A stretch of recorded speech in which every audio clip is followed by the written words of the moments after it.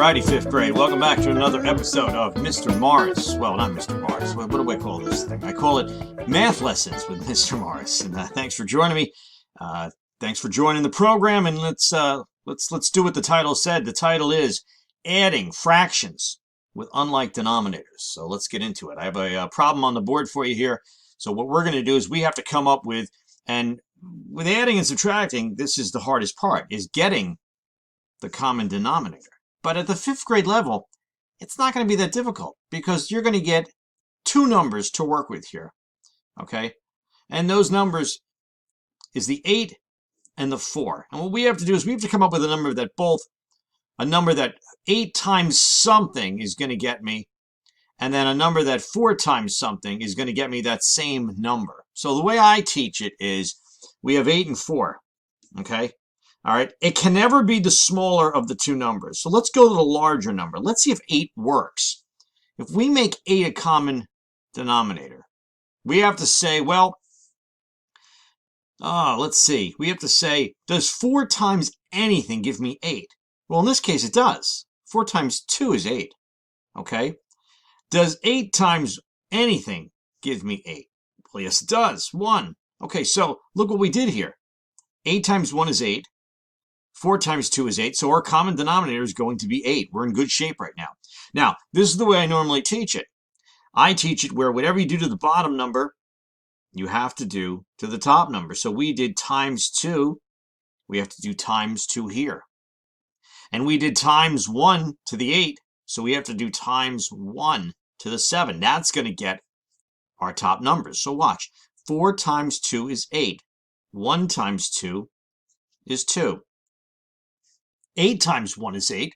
7 times 1 is 7. Now, we're ready to add. Okay, so you're going to only add the top numbers. All right, we add the top numbers to the fraction. So, let's see what we have here. Bottom number is going to stay the same.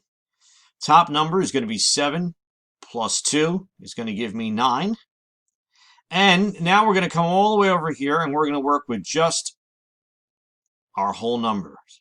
And our whole numbers are 5 plus 7, which is going to give me 12. And right now, this looks great, but we're not done.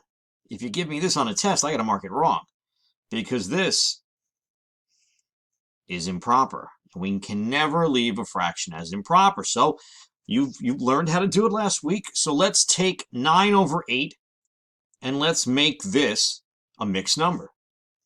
All right, so what you're doing here is, really, you're doing that. You're saying, all right, 8 times what is going to get me to 9? And I know it's 1. And I know that 1 times 8 is going to give me 8. And now I subtract. I get 1 left over. And now we're going to form my fraction. My fraction, the remainder is what's left over. Here's your remainder. So it's 1 over 8. So it becomes 1 and 1/8. Now, don't stop. You're not done yet. Okay? Don't stop. Your next job, so let me get rid of all this so we have some room here. Okay? Don't say, oh, I'm done. I got my answer. Don't say I'm done, and don't say my answer is 1 and 1/8 because we're forgetting something. We're forgetting this 12. We have to combine that.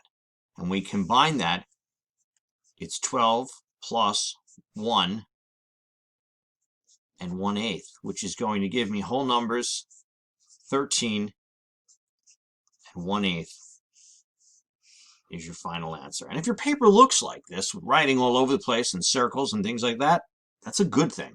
I want to see that, okay? All right, let's try another one. All right, I'm going to try to give you some that are, they're not the same, okay? That time we can find our denominator. We were looking at it. It was on the paper. The next one, you're going to have to do a little digging to figure out what that denominator is, okay? That common denominator. And once you get that common denominator is, everything else will fall into line. Okay, so let's see. Here we go. We're going to go 2 and 1/4.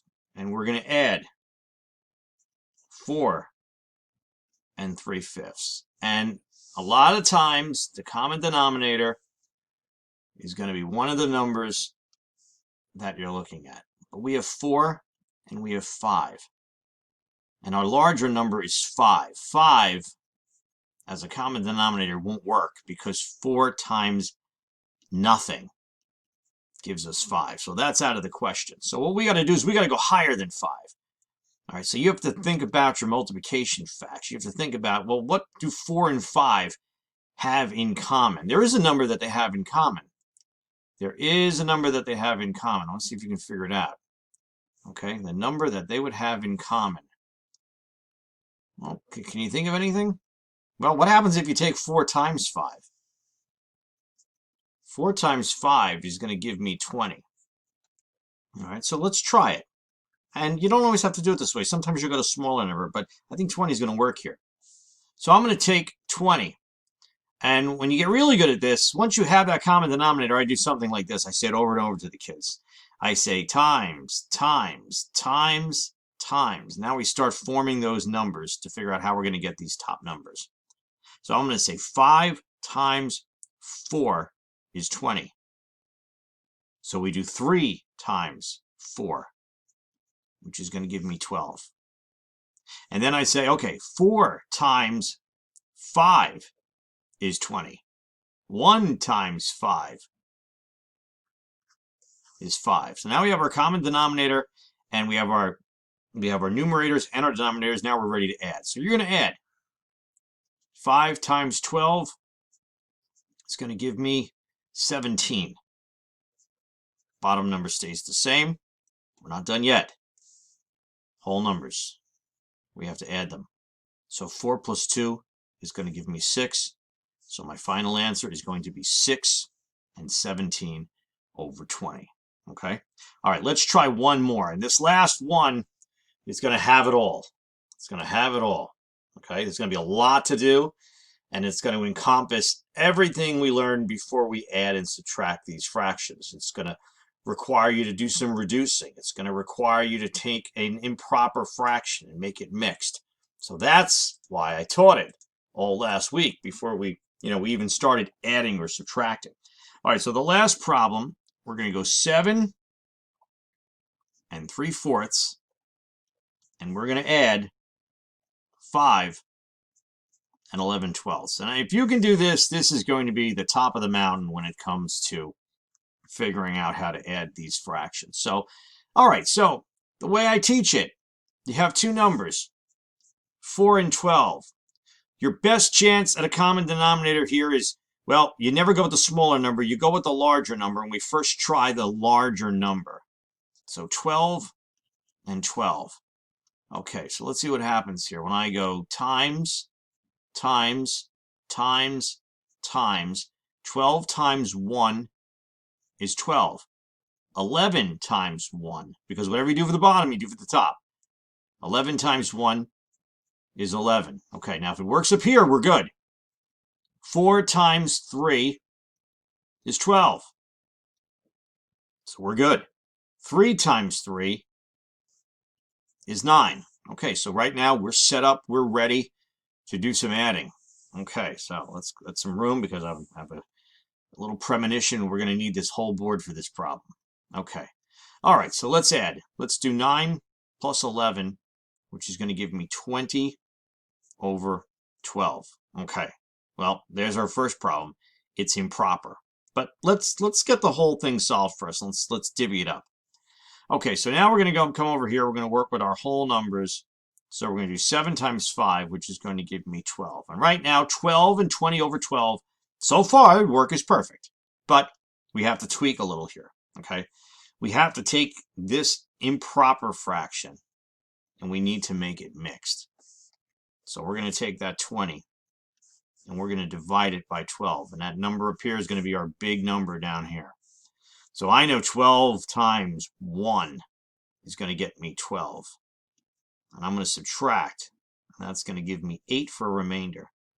So it looks like my answer is going to become 1 and 8 over 12, which looks great. But we're not done yet. We have to add the 1 and the 12, which is going to give me 13 and 8 over 12. And guess what? Looks good. You feel confident. Guess what? I still will mark it wrong. Take a look at the fraction. 8 over 12. You can reduce this. You can make it smaller. Okay? Now, they're even numbers. You can divide this by 2.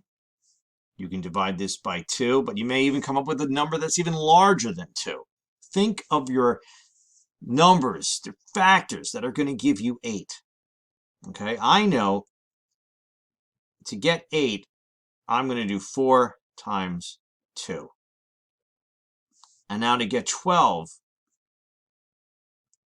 the first thing I'm going to think of is 4 times 3. There's my common number there, 4s.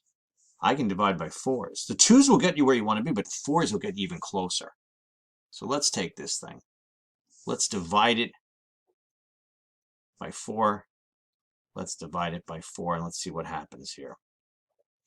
8 divided by 4 is 2. 12 divided by 4 is 3. So the fraction is as small as we can go. Okay, we're almost there. So our answer right now is going to have the fraction 2/3 in there. What are we missing? What are we missing over here? I'm circling it. I'm zeroing in on it. What am I missing here? You get it. You see it. There's the number. It may be an unlucky number, but that's your answer. 13 and 2/3 is your final answer.